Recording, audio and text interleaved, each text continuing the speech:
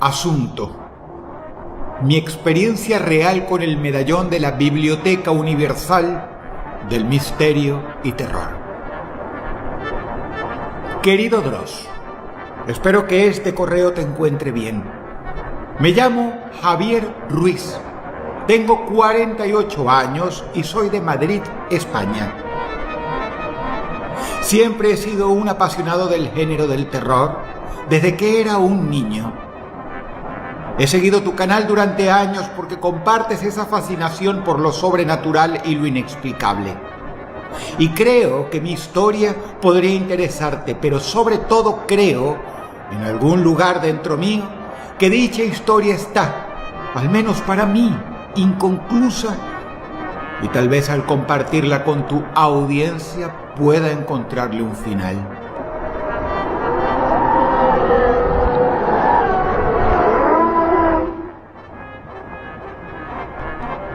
He sentido una serie de cosas muy extrañas que me tocaron vivir hace décadas. Te la cuento tal como la viví y es algo que me ha marcado para siempre.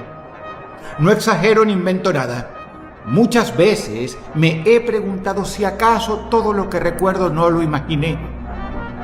Pero la realidad se quedó conmigo. Todo fue real, incluso las partes inexplicables. Aunque no faltará, quizá, quien pueda explicarlo racionalmente. Ojalá, Dross. De todas formas, al final, te adjunto escaneos de los folletos originales que anunciaban el medallón del que te hablaré. Puedes verificarlo tú mismo si lo buscas. También te adjunto capturas de cosas que he encontrado aquí y allá vinculadas al mismo.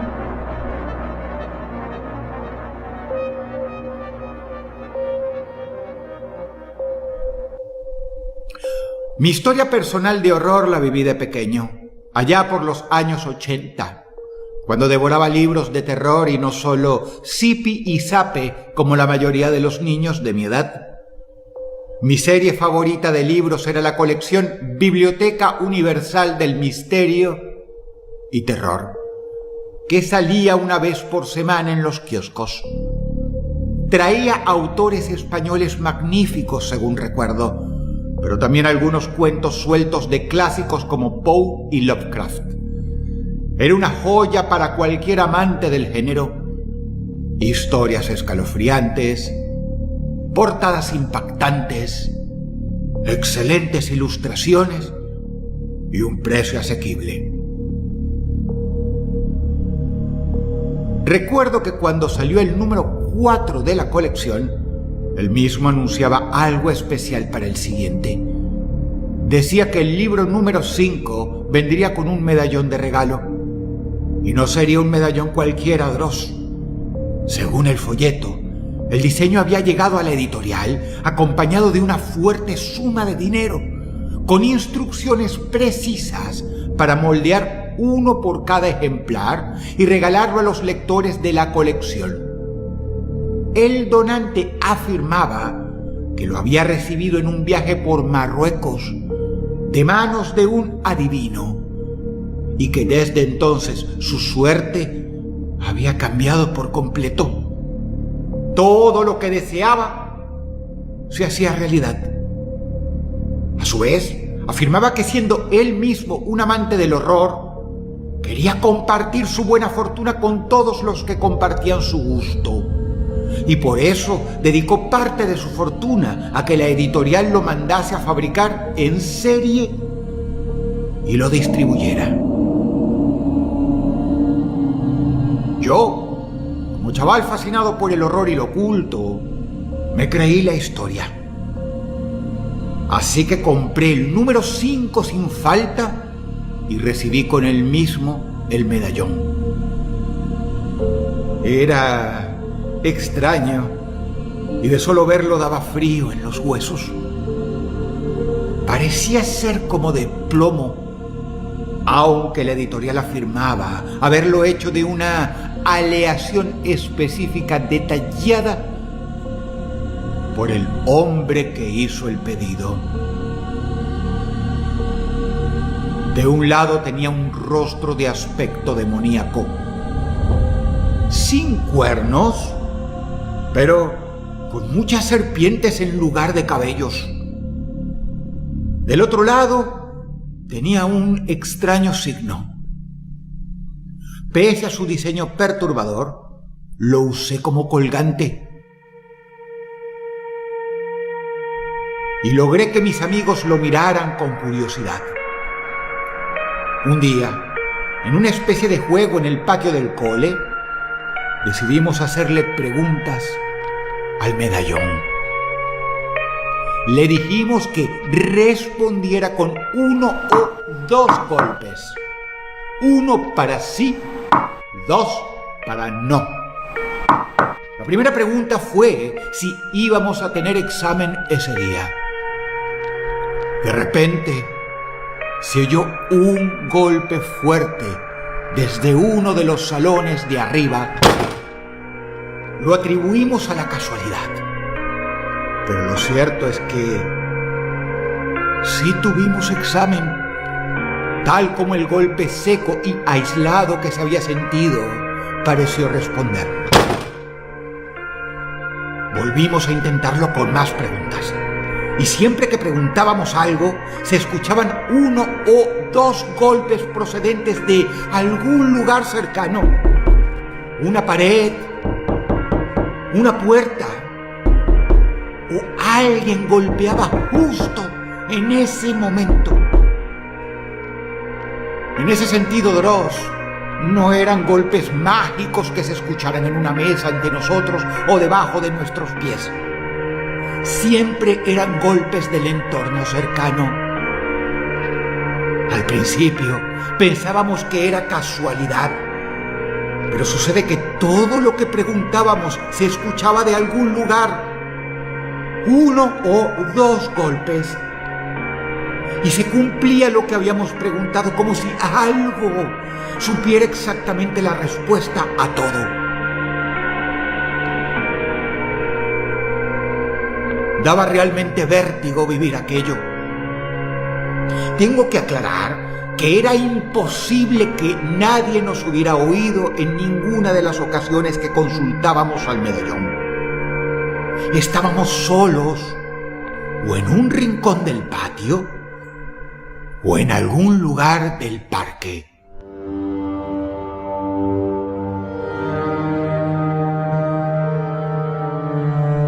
Una vez preguntamos si ganaría nuestro equipo de fútbol, y un auto que pasó por la calle sin motivo alguno hizo sonar la bocina 2 veces. Es decir, como diciéndonos no.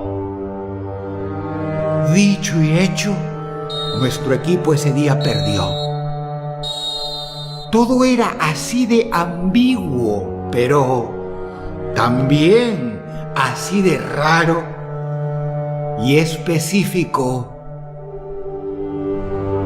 Comenzamos a tenerle miedo al medallón, pero yo seguía adelante usándolo, y no solo como adorno, sino a veces pidiéndole favores. Mis padres se habían divorciado recientemente y yo, aunque solo era un preadolescente, sabía que la culpa era de mi padre, que trabajaba en la municipalidad, por liarse con Yolanda, una mujer que vendía flores y estampillas en las calles cerca de su trabajo. Era una fulana que andaba con cualquiera que se le cruzara, pero por alguna razón había engatusado a mi padre lo suficiente como para que dejara a mi madre y se obsesionara con ella. Para pesar mío, mi padre abandonó a mi madre y dejó la casa para irse a vivir a un hotel donde poder ver a Yolanda las veces que quisiera. Era una verdadera putada, y yo no soportaba ver a mi madre llorar por todo aquello. Así que le pedí al medallón, como una prueba preliminar, que Yolanda se enfermara. Y a los pocos días, estando de visita en el hotel donde vivía mi padre, le oí contarle a un amigo que Yolanda hacía días que no venía a quedarse porque estaba internada en el hospital y que los médicos no sabían qué tenía. Yo sentí una mezcla de temor y alegría. Envalentonado por eso, le pedí al medallón con todas mis fuerzas que Yolanda muriera, que mi padre volviera con mi madre, que volviera con nosotros. Pero nada sucedió, así que olvidé el asunto. Seguí leyendo los libros de la colección, aquellos de terror, pero dejé el medallón por ahí y no pensé más en él. Mi madre asistía a una iglesia evangélica en esa época y yo vivía solo con ella excepto los fines de semana que me quedaba con mi padre en el hotel.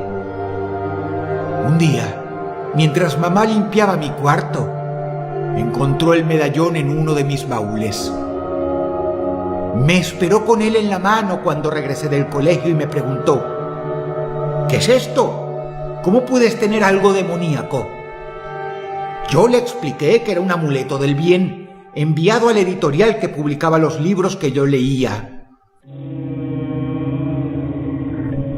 Ella insistió en que era algo maligno y, con el medallón en la mano, comenzó a hacer una oración. Y fue ahí a continuación, Dross, que sucedió la cosa más rara que he visto en toda mi vida. En la mano derecha de mi madre, te lo juro, sin que ella hiciera presión ni fuerza alguna, el medallón se partió por la mitad y la parte que no sostenía cayó al suelo. Pero no solo eso, mi madre abrió los ojos, miró asustada hacia la ventana de la sala y lo señaló. Yo dirigí la mirada hacia aquella ventana que daba a la calle desde un primer piso en el barrio Tirso de Molina.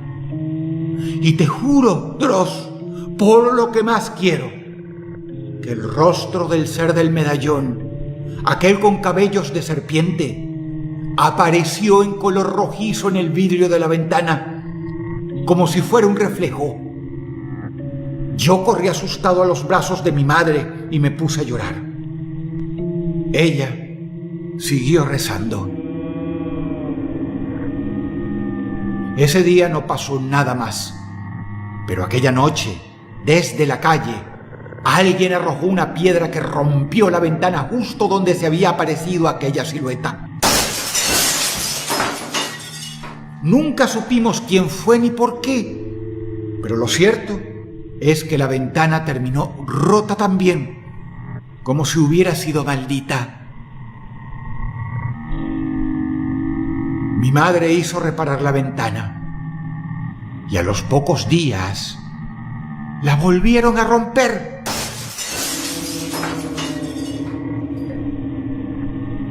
Y aquel no era un vecindario peligroso ni nada, y nunca nos había sucedido antes. Como te digo, el medallón obraba de manera extraña, de forma ambigua, como para dejarte la duda si realmente aquello tenía algo que ver, pero lo suficientemente obvio a la vez para que te acojonaras.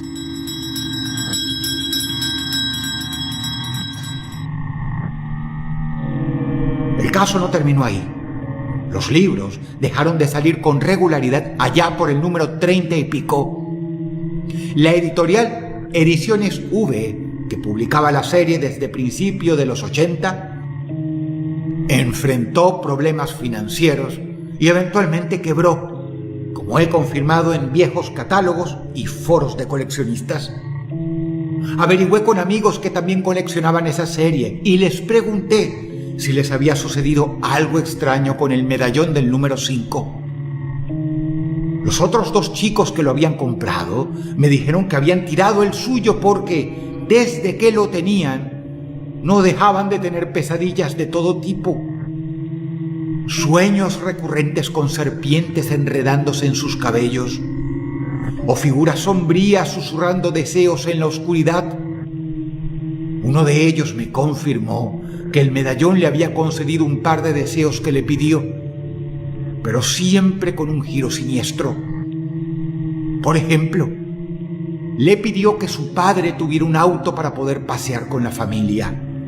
Y su padre recibió un auto, sí, muy bueno, pero como herencia de su abuelo, que falleció de forma repentina a los pocos días de un infarto.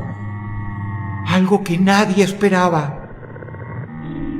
Cosas así, que hoy me parecen increíbles, pero que en aquel entonces me dejaron con un nudo en el estómago y nos ocasionaba a mí y a mis amigos un silencio pesado que se extendía en las conversaciones. No volví a hablar del medallón con mi madre. Ella tiró a la basura las 2 partes en que se había quebrado y listo. Yo no quería recordarlo. Y ella parecía haberlo enterrado en sus recuerdos también. Y no volví a pensarlo. Pero claro, había algo que yo le había pedido al medallón que nunca se había cumplido. O eso creía. Hasta que un día, ya en mi adolescencia, mis padres me esperaron en casa para darme la noticia de que volverían a intentarlo juntos. Algo que me alegró mucho en ese momento, aunque un escalofrío sutil me recorrió la espalda. Una vez a solas con mi padre, le pregunté de hombre a hombre: ¿pero estás loco? ¿Vas a estar con las 2? ¿Y Yolanda? ¿Y la florista? Mi padre me respondió que mi madre lo había perdonado y que, además, Yolanda había muerto. Y ahí sí recordé aquel pedido mío con todas mis fuerzas que había hecho al extraño medallón que se metió en la vida de miles de adolescentes en España y Latinoamérica allá en los años 80 de forma perturbadora. Con el tiempo me enteré de los detalles que aún hoy me provocan un malestar profundo, como si una sombra se cerniera sobre esos recuerdos. La casa de Yolanda se había incendiado en una noche cualquiera. Uno de sus hijos, un niño pequeño, le había prendido fuego, según confesó a la policía, por órdenes de mamá, o sea, de Yolanda misma, en un intento desesperado de cobrar un seguro y obligar a mi padre a que la llevara a vivir con él en una casa alquilada entre los dos. Pero el fuego se descontroló, pues la casa era de madera. La puerta se trancó y Yolanda y sus hijos murieron quemados, atrapados en las llamas que devoraron todo. Así supe qué sucedió en verdad. Fue el último y horrible pedido que el medallón me concedió a su manera. Y eso es lo que siento. Con ese modo retorcido, impregnado de una oscuridad que no pedí, pero que se materializó como un eco maligno a partir de mis palabras infantiles.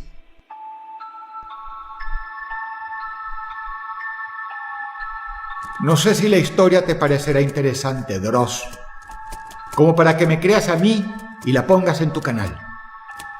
La realidad es que todo esto me sucedió, y te mando todo lo que he podido encontrar. Escaneos de los folletos promocionales de Ediciones V, donde se menciona el curioso medallón como regalo con el número 5, y referencias a la colección en sitios de coleccionistas que confirman su existencia en los 80, así como un par de posts de gente relatando experiencias extrañas relacionadas a este raro medallón metálico de los años 80. Yo te mando esta historia porque quiero que la gente la conozca. Y quiero saber si a alguien más le pasó algo raro con el medallón de esa colección, el que venía con el número 5 de la misma. Un detalle real que puedes verificar en archivos en línea de librerías antiguas o buscando en la web. Otra cosa, Dross, mis padres volvieron a estar juntos, es cierto. Pero como todo lo que concedía el jodido medallón era siempre con un lado oscuro, así que terminaron peor que antes. Se volvieron prisioneros de un rencor soterrado que explotaba en discusiones violentas, golpeándose mutuamente en noches que aún resuenan en mi mente como un mal sueño. Mi padre terminó haciéndole perder un ojo a mi madre de un golpe brutal, por lo cual fue preso un tiempo, y su relación se deshizo en un pozo de amargura y remordimiento. Hoy ya los dos descansan en paz, pero yo a veces me siento atormentado por estos recuerdos. Despierto en la madrugada con el eco de golpes lejanos o veo siluetas rojizas en los vidrios empañados. Mi propia vida ha sido un desastre y nunca pude dejar de pensar que quizá lo que concedía aquella entidad a través del medallón no era gratis, sino que venía con un precio.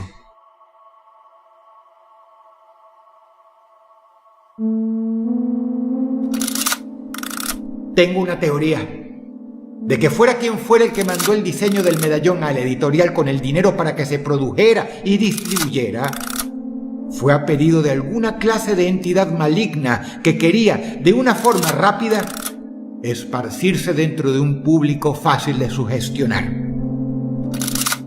Quizá lo hizo a cambio de algo. Quizá sirviendo a alguien. La historia de ese medallón no es invento mío. Se puede leer en línea, pero esa es la historia oficial.